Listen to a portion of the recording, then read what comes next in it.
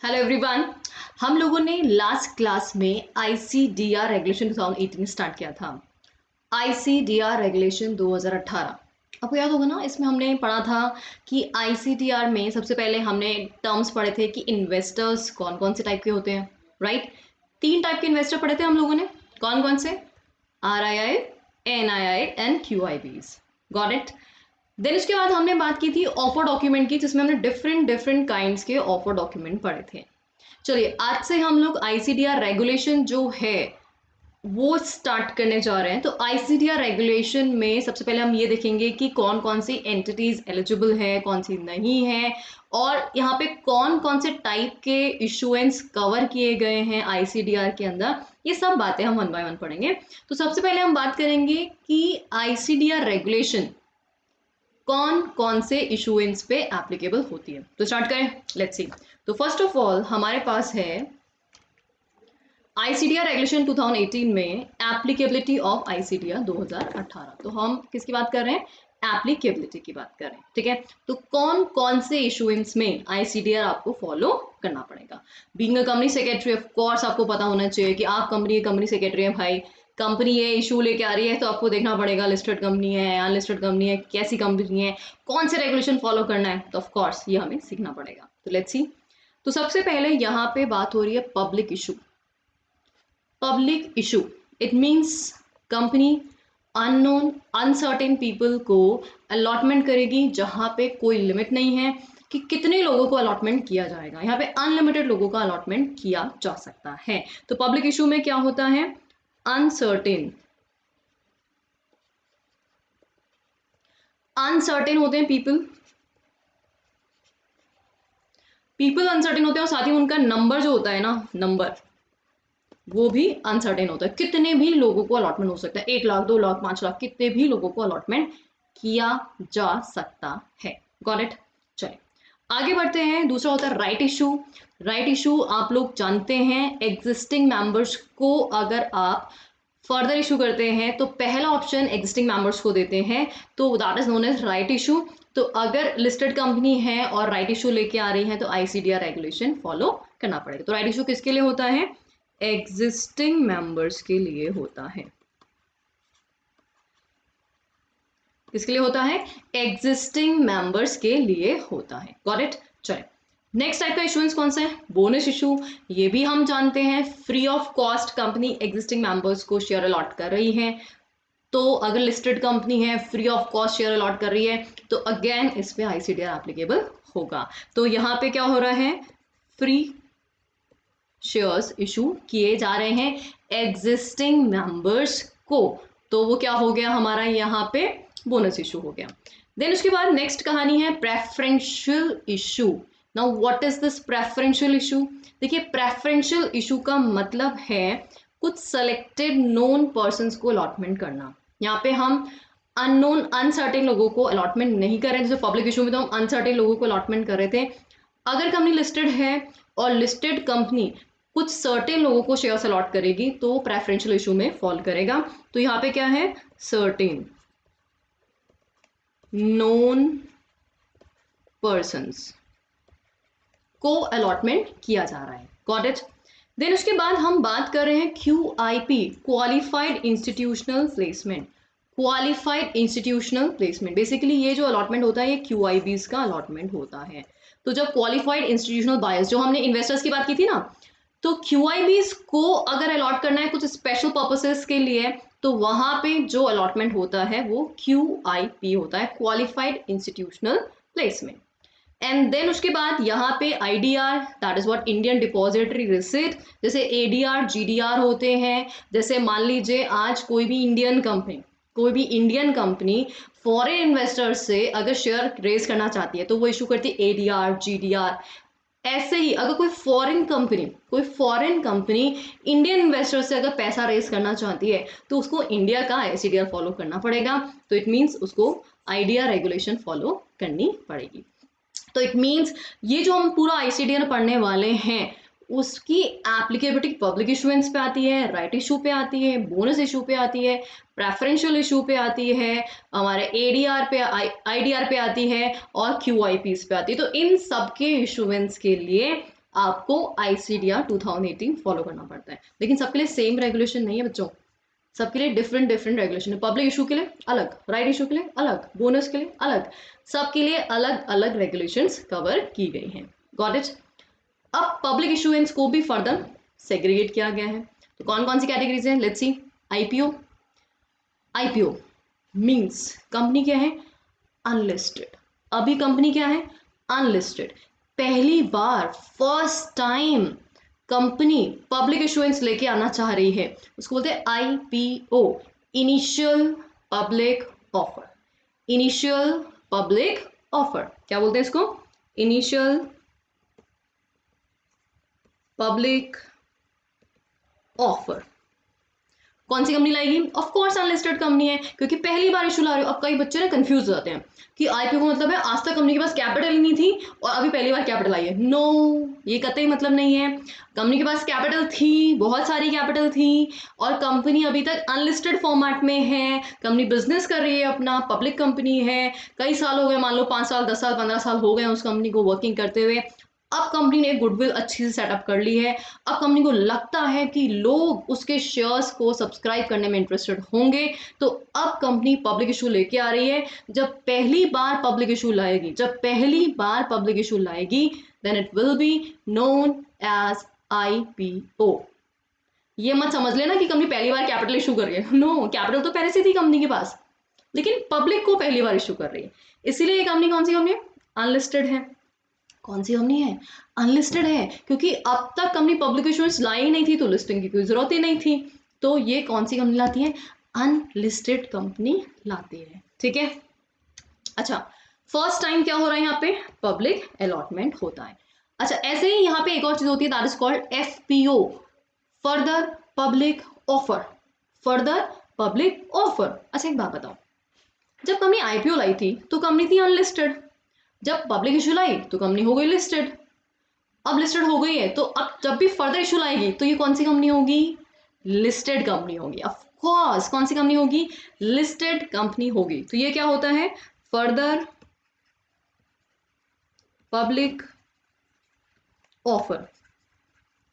तो जब company already IPO ला चुकी है, तो जब पब्लिक इशू लेके आते हैं तो आपको लिस्टिंग मैंडेटरी होता है। आपने लिस्टिंग कराई है अपने स्टॉक एक्सचेंजेस पे, एनएससी, बीएससी या किसी पे भी आपने लिस्टिंग कराई है। लिस्टिंग कराने के बाद आप जब भी फर्दर इशू लेके आते हैं वापस से पब्लिक अलॉटमेंट के लिए, तो उसको बोलते हैं एफपीओ। ओके, तो ये कंपनी कौन सी होगी? लिस्टेड पब्लिक कंपनी होगी। यहाँ पे फर्दर पब्लिक अलॉटमेंट हो रहा है, क्योंकि पहले तो एक बार ऑलरेडी हो चुका था। आईपीओ के टाइम पे हम ऑलरेडी पब्लिक अलॉटमेंट कर चुके थे, अब हम एफपीओ लेके आए हैं। बात क्लियर? यहां तक समझ में आ गया सबको? देखो, हम पढ़ रहे हैं आईसीडीआर एप्लीकेबल कौन कौन से इशुएंस में होगा। तो हमने पहला पढ़ा पब्लिक इशू। पब्लिक इशू के दो पार्ट्स हो गए, आईपीओ एंड एफपीओ। आईपीओ कब होगा? जब कभी फर्स्ट टाइम पब्लिक को अप्रोच करिए कि हमारे शेयर्स में अलॉटमेंट कर लीजिए, एप्लीकेशन लगा दीजिए, पैसा दे दीजिए, पब्लिक अलॉटमेंट लेके आ रही है फर्स्ट टाइम आईपीओ। तो कंपनी कौन सी थी? अनलिस्टेड। अब कंपनी ऑलरेडी आईपीओ ला चुकी है, लिस्टेड हो चुकी है, दोबारा से फर्दर फिर से पब्लिक से पैसा मांग रही है कंपनी कि लाओ लाओ पैसा लेके आओ, हमें और फंड्स चाहिए, हमें इन्वेस्टमेंट करना है, हमारे पास बहुत सारे प्रोजेक्ट्स हैं। ऐसा अगर कंपनी कोई भी फर्दर इशू लेके आती है, तो वो कंपनी क्या ला रही है? एफपीओ ला रही है, फर्दर पब्लिक ऑफर ला रही है। और ये कंपनी कौन सी कंपनी है? लिस्टेड कंपनी है। ओके, ठीक है। अब इशूएंस कैसे कैसे लाए जा सकते हैं दोनों? देखो, दो तरीके लाने के, या तो आप फ्रेश इशू लेके आओ, या तो आप क्या लेके आओ? फ्रेश इशू लेके आओ, या फिर आप क्या कर सकते हैं? ऑफर फॉर सेल ला सकते हैं। दो तरीके होते हैं, fresh issue, offer for sale. Fresh issue, offer for sale. Fresh issue बोले तो न्यू शेयर इशू होंगे, कंपनी की कैपिटल बढ़ेगी। कंपनी की कैपिटल क्या होने वाली है? बढ़ने वाली है। तो यहां पे capital is increased. For example, let's assume IPO से पहले कंपनी की कैपिटल थी, लेट्स अज्यूम से 100 crore only, 100 crore only before IPO. अब कंपनी फ्रेश इशू कर रही है, नए शेयर इशू कर रही है, कंपनी लेके आ रही है 400 करोड़ का आईपीओ। तो आफ्टर आईपीओ इसको तो पोस्ट इशू कैपिटल, पोस्ट बोले तो बाद में, पोस्ट पोस्ट मतलब इशू के बाद की कैपिटल, पोस्ट इशू कैपिटल कितनी हो गई है 500 करोड़। तो कैपिटल बढ़ गई ना कंपनी की। तो जब भी कंपनी फ्रेश इशू लेके आती है तो कंपनी क्या कर रही है, न्यू शेयर इशू कर रही है, और न्यू शेयर इशू कर रही है बोले तो कंपनी की कैपिटल बढ़ रही है। ओके, वेयर एज अगर कंपनी क्या लेके आ रही है, ऑफर फॉर सेल ला रही, ऑफर फॉर सेल नाम सुना है क्या, offer for sale, yes of course. जब हम डीम्ड प्रोस्पेक्टस की बात करते हैं तो वहां पे ऑफर फॉर सेल की तो बात करते हैं ना। इट मींस कंपनी ना फ्रेश इशू नहीं ला रही है, कंपनी के ही एग्जिस्टिंग शेयर होल्डर्स अपने शेयर बेच रहे हैं, कंपनी के ही एग्जिस्टिंग शेयर होल्डर्स अपने शेयर बेच रहे हैं पब्लिक अलॉटमेंट के लिए, पब्लिक सब्सक्रिप्शन के लिए, तो उसको क्या बोलते हैं, ऑफर फॉर सेल। तो बताओ मुझे कैपिटल में चेंज आएगा कैसे, whether there will be any alteration in the capital of the company. लग रहा है आपको चेंज होएगा क्या, नो एक शेयर होल्डर से दूसरे शेयर होल्डर के पास शेयर ट्रांसफर हो रहे हैं, दैट्स इट। मीन्स कैपिटल में कोई इंपैक्ट नहीं पड़ेगा, there will be no impact in the capital. तो let's see, existing share holders के शेयर्स जो हैं वो क्या किए जा रहे हैं, पब्लिक अलॉटमेंट के लिए दिए जा रहे हैं। एग्जिस्टिंग शेयर होल्डर्स के शेयर्स, तो जो भी प्रमोटर या कुछ सिलेक्टेड ग्रुप ऑफ पर्संस हैं जिनके पास शेयर्स थे उनसे पब्लिक को शेयर मिल रहे हैं। तो कंपनी में पैसा बहुत था ऑलरेडी, तो कंपनी ने बोला यार और पैसा नहीं चाहिए, बस लिस्टिंग करानी है, पब्लिक अलॉटमेंट करना है, दैट्स इट। इसलिए उन्होंने क्या किया, ऑफर फॉर सेल लेके आए, ठीक है। तो there will be no impact on the capital. और ये जो लोग हैं ना एग्जिस्टिंग शेयर होल्डर, उनका नामकरण दिया गया है सेलिंग शेयर होल्डर्स। क्या बोलते हैं उनको हम, सेलिंग शेयर होल्डर्स। क्या बोलेंगे, सेलिंग शेयर होल्डर्स। तो कौन है सेलिंग शेयर होल्डर्स, ऐसे शेयर होल्डर्स जो अपने शेयर पब्लिक अलॉटमेंट के लिए दे रहे हैं, ऑफर फॉर सेल लाया जा रहा है, तो ऐसे शेयर होल्डर्स को क्या बोला जाता है, सेलिंग शेयर होल्डर बोला जाता है। गॉट इट, यहां तक की सारी टर्म्स क्लियर हो गई, हमें आगे बढ़ते हैं अपन, ठीक है। चलो नेक्स्ट है, अब हम बात कर रहे हैं स्पेसिफाइड सिक्योरिटीज की। देखिए यहाँ पे जब भी हम आईसीडीआर की बात करें, देखिए सिक्योरिटीज बहुत होती है, डिफरेंट डिफरेंट काइंड की सिक्योरिटी होती है, लाइक डिबेंचर्स होते हैं, बॉन्ड्स होते हैं, सिक्योरिटीज डेट इंस्ट्रूमेंट्स होते हैं, है ना, बहुत सारे सिक्योरिटीज होती है, डेरिवेटिव्स होते हैं। तो सुनो, आईसीडीआर हर टाइप की सिक्योरिटी को कवर नहीं करता है, एक चीज क्लियर कर रख लेना, हर सिक्योरिटी के लिए सेपरेट रेगुलेशन है। तो आईसीडीआर कौन सी सिक्योरिटीज को कवर करता है ये तो पता होना चाहिए ना। पता चले कंपनी इशू कर रही डिबेंचर और हम बोल रहे आईसीडीआर लगा दो, अरे यार हद हो गई है। डिबेंचर्स के लिए आईएलडीएस रेगुलेशन है, वो फॉलो किया जाता है। अगर हम स्पेसिफाइड सिक्योरिटी इशू कर रहे हैं तो आईसीडीआर फॉलो करेंगे। मैम ये स्पेसिफाइड सिक्योरिटी क्या होता है ना, ये क्या मतलब है स्पेसिफाइड, मतलब कुछ स्पेसिफाई की होगी। तो स्पेसिफाइड सिक्योरिटी से मतलब है दो टाइप की सिक्योरिटी से, दो, कौन सी, equity share number one, equity share, and number two convertible security. Convertible बोले तो ऐसी सिक्योरिटी जिसका फ्यूचर में कन्वर्जन इक्विटी शेयर में होगा, like convertible debenture, like convertible preference share. Okay, तो मैंने क्या बोला यहाँ पे, दो टाइप की सिक्योरिटी कवर करें, number one equity share, number two convertible security. तो कन्वर्टेबल में convertible debentures, convertible preference share, है ना, मतलब अंत पंत ना उसका दी एंड इक्विटी शेयर से हो रहा है। मीन्स आपने इश्यू तो प्रेफरेंस शेयर किए थे लेकिन कन्वर्जन किस में होगा, इक्विटी शेयर में होगा। इशू तो डिबेंचर किए थे लेकिन कन्वर्जन किस में होगा, इक्विटी शेयर में होगा। और इक्विटी शेयर तो इशू किए ही हैं ऑलरेडी, तो वो तो इसमें कवर है ही है। तो याद रखना इस बात को अच्छे से, यहाँ पे सिर्फ और सिर्फ दो ही टाइप की सिक्योरिटी कवर होती है, number one equity share and number two convertible security. बात समझ में एकदम क्लियर है, अच्छे से समझ में आ गया, ठीक है। तो हमने देखा कौन कौन से टाइप के इश्यूज में कवर होते हैं, कौन कौन से सिक्योरिटीज का इश्यूज में कवर होता है, फाइन। अब रेगुलेशन स्टार्ट कर ले। अब सबसे पहले आईसीडीआर रेगुलेशन बोलता है, देखो भाई कुछ लोगों को तो सेबी ने स्ट्रेट अवे मना कर दिया, बोले तुम लोग शक्ल भी मत दिखाना, पब्लिक इशुएंस या किसी भी टाइप का इस टाइप का इशुएंस मत लेके आ जाना जहां पे आईसीडीआर एप्लीकेबल होता है, गलती से भी अपनी शक्ल दिखाने मत आ जाना। तो मतलब एंटिटीज जो नॉट एलिजिबल है भाई, तो ऐसी कौन सी एंटिटीज है जो एलिजिबल नहीं है, हम उनकी बात करें। तो स्टार्ट करें, एंटिटीज नॉट एलिजिबल। चले तो देखते हैं हम लोग entities not eligible to bring IPO या एफपीओ। देखिए आईपीओ एफपीओ दोनों के लिए सेम कंडीशंस हैं, इसीलिए हम दोनों को साथ ही पढ़ रहे हैं, तो हमारी मेहनत बच जाएगी, हमें डबल डबल टाइम ये नहीं पढ़ना पड़ेगा, है ना। तो regulation number 5 and regulation 102, regulation number 5 IPO का है और 102 एफपीओ का है, दोनों में एकदम डिट्टो सेम कंडीशंस हैं, डिट्टो सेम है, तो इसलिए एक साथ ही कवर कर लेते हैं। तो लेट्स स्टार्ट, क्या बोलता है ये रेगुलेशन। सबसे पहले नंबर 1, कौन लोग यहाँ पे डिस्क्वालिफाइड है, मतलब अगर आप हैं इस कैटेगरी में फॉल करते हैं तो आप सोचना भी मत पब्लिक इशू लाने का, सोचना भी मत लिस्टिंग कराने का। तो कौन कौन लोग हैं, नंबर 1, ध्यान से सुनना कौन कौन लोग हैं। नंबर 1 है इशूअर, नंबर 1 है इशूअर, कौन है, इशूअर। नंबर 2 है प्रमोटर, प्रमोटर। नंबर 3 है promoter group, promoter group, director और सेलिंग शेयर होल्डर। देखो 5 लोग आ गए।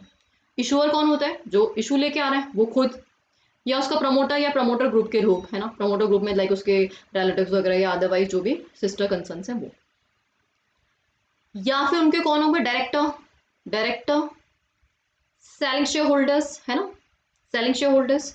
तो ये जो 5 लोग हैं इनमें से कोई भी, इनमें से कोई भी, कौन कौन हुए वो पांचों, वापस बोलते हैं, issuer, promoter, promoter group, director, selling share holder. इन पांचों में से कोई भी, कोई भी क्या नहीं होना चाहिए, क्या नहीं होना चाहिए, देखो डिबार नहीं होना चाहिए, क्या नहीं होना चाहिए, डिबार नहीं होना चाहिए, आर डिबार्ड बाय सेबी। तो अगर सेबी से डिबार हुए ना, सेबी ने बोल दिया क्या, मिस्टर डायरेक्टर आपने बहुत सारे कांड किए हैं, आप अभी सिक्योरिटीज मार्केट में एंटर नहीं कर सकते हो, तो अगर ऐसा कोई डिपार्टमेंट सेबी ने लगा रखा है तो वो आईसीडीआर के तहत इशू नहीं ला सकते।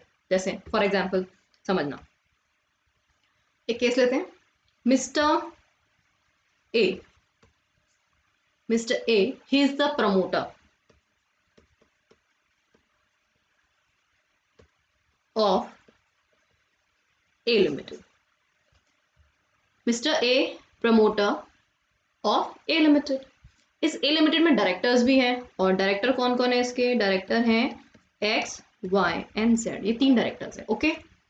अब जो है ना मिस्टर एक्स इसने किया था कोई कांड जिसकी वजह से मिस्टर एक्स को सेबी ने क्या कर रखा है, डिबार। अब जो कंपनी ए लिमिटेड है उसने कोई उल्टा पुल्टा काम नहीं किया था, कंपनी ए लिमिटेड एकदम शरीफ कंपनी है, इसका प्रमोटर मिस्टर ए एकदम शरीफ है, इसके 2 डायरेक्टर वाई और जेड एकदम शरीफ है, लेकिन जो एक्स था ना, एक्स एक director, one of the director, he was absolutely नालायक पर्सन, बहुत सारे कांड किए थे, तो सेबी ने उसको क्या कर दिया, डिबार कर दिया, सेबी ने उसको क्या कर दिया, डिबार कर दिया। तो क्या ए लिमिटेड पब्लिक इशू ला सकती है, तो आंसर है नो। तो क्योंकि 5 लोग में से कोई भी डिबार हो गया तो इशूअर पब्लिक इशू नहीं ला सका, चाहे इशूअर खुद डिबार हुआ हो या उसका promoter, promoter group, director, selling share holder, इनमें से कोई भी अगर डिबार हो गया है, कोई भी एनीवन, तो आप उस केस में पब्लिक इशू नहीं ला सकते। देखो आपने जो गलती की उसको तो भुगतोगे, आपकी कंपनी गलत संगति में अगर उठते बैठते तो उसके लिए भुगतना तो पड़ेगा ही ना। अगर आपके किसी फ्रेंड ने कोई कांड कर दिया, मर्डर वर्डर कर दिया और आप उसके साथ में थे, तो बॉस आप भी कहीं ना कहीं फंसने वाले हो। एग्जैक्टली यहाँ पे इन 5 में से किसी एक ने कोई भी कांड किया तो फिर पब्लिक इशू नहीं ला सकते। तो क्या बोला, are debarred by SEBI, okay clear, आगे बढ़े चलो। नेक्स्ट है इशूअर या प्रमोटर और डायरेक्टर्स, इशूअर या प्रमोटर और डायरेक्टर, ये लोग क्या है, प्रमोटर्स या डायरेक्टर ऑफ अदर कंपनी है, प्रमोटर या डायरेक्टर ऑफ अदर कंपनी, और वो जो अदर कंपनी है ना, वो other company is debarred by SEBI. वाह वाह, क्या बात बोल दी इसने। ईश्वर मतलब आप खुद डिबार्ड नहीं है, प्रमोटर्स डिबार्ड नहीं है, डायरेक्टर्स डिबार्ड नहीं है, लेकिन जिस कंपनी में वो दूसरी कंपनी में भी वो प्रमोटर डायरेक्टर हैं, तो उस दूसरी कंपनी को डिबार अगर सेबी ने कर रखा है तो आप भी गए काम से। क्या बोलना चाह रहा है मैम, समझ नहीं आ रहा? एक बार एग्जाम्पल समझते हैं, सुनना ध्यान से।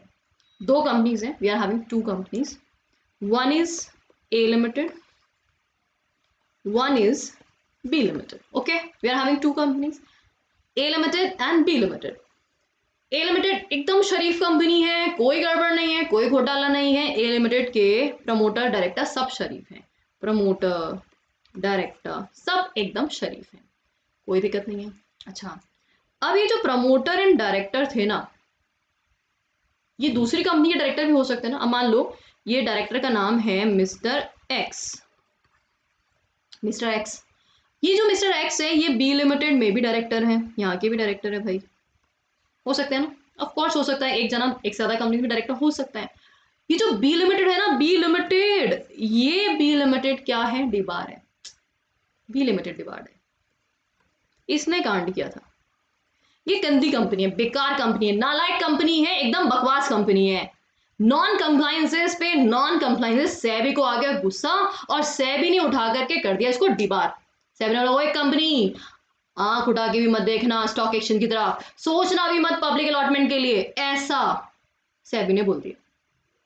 अब जब बी लिमिटेड डिबार हो गए हैं, तो बी लिमिटेड में जो डायरेक्टर हैं, बी लिमिटेड में जो डायरेक्टर हैं वो ए लिमिटेड में भी है ना, दोनों में कॉमन डायरेक्टर्स हो गए, तो ए लिमिटेड भी मजबूरन क्या हो जाएगी, डिबार हो जाएगी। तो हमारे ईश्वर, क्या है कहानी, ईश्वर या प्रमोटर या डायरेक्टर, ईश्वर या प्रमोटर या डायरेक्टर, ये तीन लोग दूसरी कंपनी के प्रमोटर डायरेक्टर हैं, दूसरी कंपनी के क्या है, प्रमोटर या डायरेक्टर हैं।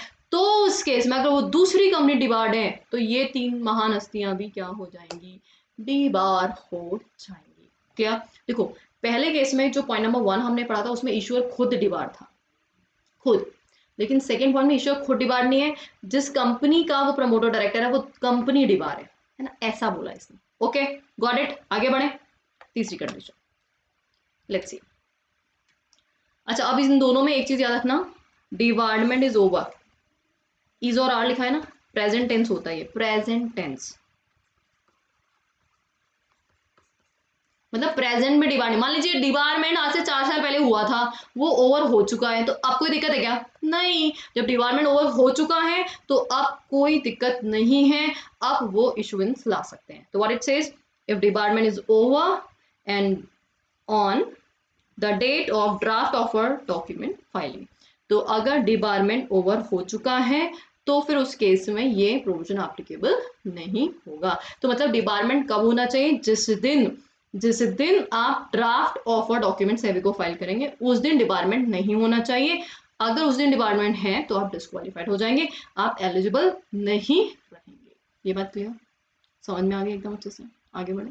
कौन सी डेट पे देखना है, draft of a document, draft of a document मैंने ऑलरेडी आपको बताया था, ऑफर डॉक्यूमेंट जब फाइनल नहीं होता है, आप सिर्फ अपना ड्राफ्ट बना रहे हैं, सेबी को जमा कराते हैं, सेबी उसमें ऑब्जर्वेशन रेज करता है, तो जो आप सेबी को जमा करा रहे हो that is known as draft of a document. उस दिन कंपनी डिबार नहीं होनी चाहिए, ठीक है। एक बार रिकॉल करते हैं, जल्दी से रिकॉल करते हैं फटाफट, क्या बोलते हैं, 5 लोग, कौन कौन से 5 लोग, issuer, promoter, promoter group, director, selling share holder. Selling share holder भी जानते हैं ना, ऑफर फॉर सेल के केस में एग्जिस्टिंग शेयर होल्डर जो बेचते हैं अपने शेयर, ये पांचों में से कोई भी डिबार नहीं होना चाहिए बाय द सेबी। और इशुअर, प्रमोटर, डायरेक्टर, 3 लोग दूसरी कंपनी के, other body corporate, other company के प्रमोटर डायरेक्टर नहीं होने चाहिए। कौन सी दूसरी कंपनी, जो डिबार्ड है बाय सेबी, लेकिन ये डिपार्टमेंट अगर ओवर हो चुका है तो डिस्क्वालिफिकेशन नहीं आएगी। ये डिपार्टमेंट कौन सी डेट पे चेक करते हैं, ड्राफ्ट ऑफर डॉक्यूमेंट की डेट पे चेक करते हैं, ठीक है। आगे बढ़े, चलिए थर्ड जो कंडीशन है वो क्या बोलता है, इशुअर, यहाँ पे भी 3 लोग हैं, promoter, director, issuer, promoter, director, 3 लोग। ठीक है, 3 लोग। ये 3 लोग क्या हैं? विलफुल डिफॉल्टर है। विलफुल डिफॉल्टर है। क्या है ये लोग? विलफुल, जानबूझ करके पेमेंट नहीं कर रहे, एकदम नालायक लोग। पैसा है फिर भी अपने डेट्स क्लियर नहीं कर रहे हैं। बैंक बोल रहे हैं पैसा दे दो, लोन चुका दो, बोलते हैं नहीं चुकाएंगे, नहीं चुकाएंगे, नहीं दे रहे, जानबूझ करके ऐसा कर रहे हैं। तो ऐसे लोग जो हैं वो घटिया इंटेंशन वाले लोग हैं। कतई पब्लिक का पैसा नहीं ले सकते हैं, नहीं तो पब्लिक के पैसे में भी ऐसे घोटाले करेंगे। तो इसलिए विलफुल डिफॉल्टर नहीं होने चाहिए। 3 कंडीशन थी। चौथी कंडीशन, इशुअर्स। अब इशुअर के, इशुअर्स, इशुअर के कौन? इशुअर के प्रमोटर या डायरेक्टर। इशुअर के प्रमोटर या डायरेक्टर, कौन लोग? प्रमोटर या डायरेक्टर। 2 ही लोगों की बात कर रहे हैं, सिर्फ 2 लोगों की। क्या नहीं होने चाहिए? फ्यूजिटिव इकोनॉमिक ऑफेंडर नहीं होने चाहिए। Fugitive economic offender, Vijay Mallya India छोड़ के भाग गया, फरार हो गया। देखो किसी भी कंपनी के केस में, किसी भी कंपनी में, कंपनी खुद नहीं भाग सकती। कंपनी थोड़ी ना उठ के भाग जाएगी, भैया इंडिया में कंपनी सिचुएटेड है उड़ करके अमेरिका पहुंच गई। नो, कंपनी के कौन लोग भागते हैं? कंपनी के प्रमोटर एंड डायरेक्टर भागते हैं। तो अगर प्रमोटर और डायरेक्टर फ्यूजिटिव इकोनॉमिक ऑफेंडर हो गए हैं तो इन दैट केस वो कंपनी क्या हो जाएगी? इनएलिजिबल हो जाएगी। चारों पॉइंट क्लियर, एकदम समझ में आ गया अच्छे से। फर्स्ट 2 पॉइंट्स में हमने पढ़ा सेबी डिपार्टमेंट, थर्ड में हमने पढ़ा विलफुल डिफॉल्टर, फोर्थ में हमने पढ़ा fugitive economic offender. 4 point clear. आगे बढ़े फिर, चलिए नेक्स्ट कंडीशन देखते हैं हम। नेक्स्ट कंडीशन, सेम रेगुलेशन चल रहा है। आउटस्टैंडिंग कन्वर्टेबल सिक्योरिटीज है।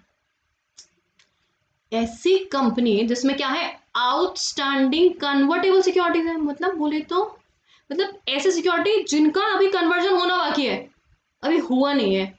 अगर कंपनी में ऐसा है तो वो कंपनी भी पब्लिक इशू नहीं ला सकती, लेकिन इसके एक्सेप्शंस भी दे रखे हैं। अच्छा, इसमें क्या देखा है? आउटस्टैंडिंग कन्वर्टेबल सिक्योरिटीज हैं पेंडिंग फॉर कन्वर्जन, या ऑप्शन पेंडिंग है उनका कन्वर्जन ऑप्ट करने के लिए। तो अगर ऐसा कुछ ड्यू है, जैसे मान लीजिए डिबेंचर्स इशू किए थे आपने 5 साल के लिए, अभी 5 साल हुए नहीं है तो अभी पेंडिंग फॉर कन्वर्जन है, या उनका कोई ऑप्शन था कन्वर्जन का तो वो अभी पेंडिंग चल रहा है। लेकिन इसमें एक्सेप्शन दे रखा है कि किसको हम यहाँ पे डिस्क्वालिफिकेशन नहीं मानेंगे। ऑप्शन पेंडिंग है अंडर एम्प्लॉयर बेनिफिट स्कीम। कोई भी एम्प्लॉय बेनिफिट स्कीम, अगर जैसे ईसॉस देते हैं आप, मान लीजिए ईसॉस दिया तो ईसॉस एक साल बाद एक्सरसाइज होता है ना, एम्प्लॉय स्टॉक ऑप्शन स्कीम 1 साल बाद एक्सरसाइज होता है। ईसॉस आपने इशू किया हुआ है तो उस केस में कोई दिक्कत नहीं है, उसका ऑप्शन पेंडिंग भी है तो चलेगा, चलेगा, दौड़ेगा, कोई दिक्कत नहीं है। एंड सेकेंडली, या फिर convertible securities are fully paid up. अगर convertible security fully paid up है तो ठीक है, कौन सी डेट पे? To be converted before filing of offer document. Fully paid up है और साथ ही में आपको क्या देखना है? ये कब? To be converted before filing of offer document. देखो क्या बोलना चाह रहा है? ड्राफ्ट ऑफर डॉक्यूमेंट आपने सेबी को फाइल किया, व्हाट यू डिड, आपने डीओडी सेबी को फाइल किया। तो जिस दिन आपने डीओडी सेबी को फाइल किया ना, तब तक तो आउटस्टैंडिंग था कन्वर्टेबल सिक्योरिटी, ठीक है, तब तक तो आउटस्टैंडिंग था, लेकिन वो क्या था? फुली पेड अप था। फुली पेड अप क्या था? वो फुली पेड अप था। पहली पॉइंट क्लियर। और साथ ही में अब जैसे आपने सेबी को डाला, सेबी ऑब्जर्वेशन करेगा, ऑब्जर्वेशन के बाद हम करेक्शन करेंगे। इन द मीन वाइल, ये जो पूरा प्रोसेस चल रहा है, इन द मीन वाइल ये क्या हो गया? आउटस्टैंडिंग कन्वर्टेबल कन्वर्ट हो गया। कन्वर्टेड किससे पहले? Before OD. OD is for offer document, before OD. Offer document से पहले पहले कन्वर्जन हो जाना चाहिए। तो अगर ऐसी कंडीशन है तो उस केस में आप पब्लिक इशू ला सकते हो। मेरे को वापस से सुन लो इसको। देखो पहला ये क्या बोलना चाह रहा है कि आउटस्टैंडिंग कन्वर्टेबल सिक्योरिटी अगर किसी कंपनी में पेंडिंग होती है ना, तो वहां पे आप पब्लिक इशू नहीं ला सकते, आईसीडीआर आपको अलाउ नहीं करता।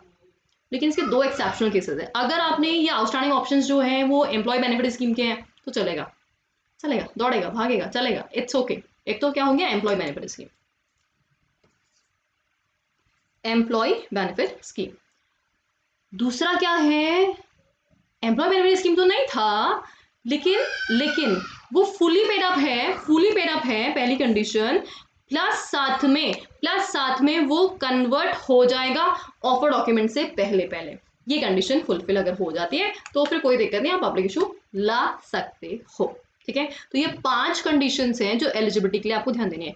4 कंडीशन तो मोटा मोटा डिस्क्वालिफिकेशन की है, और जो 5वीं कंडीशन हमने पढ़ी है वो किसके बारे में है, वो अगर आउटस्टैंडिंग आपकी कन्वर्टेबल सिक्योरिटीज है उसके बारे में। ठीक है, तो अभी हमने क्या क्या पढ़ लिया, कौन कौन से काइंड ऑफ इशूएंस पे या ICD एप्लीकेबल होता है। दूसरा हमने पढ़ा कि कौन कौन सिक्योरिटीज इसमें कवर की जाती हैं। और अभी हम पढ़ रहे हैं regulation number 5 and regulation 102 eligibility की बात कर रहे हैं, जिसमें कौन कौन सी एंटिटीज एलिजिबल नहीं है। तो 4 तो डिस्क्वालिफिकेशन पड़ी स्ट्रेट अवे, 5वां बोला आउटस्टैंडिंग कन्वर्टेबल डिवेंचर या सिक्योरिटी नए होनी चाहिए, कन्वर्जन के लिए पेंडिंग नहीं होनी चाहिए। ठीक है, तो आज के लिए इतना इनफ है, यहाँ तक एक बार डाइजेस्ट करिए, उसके बाद नेक्स्ट रेगुलेशंस के साथ नेक्स्ट क्लास में मिलेंगे, तब तक के लिए thank you so much, bye bye.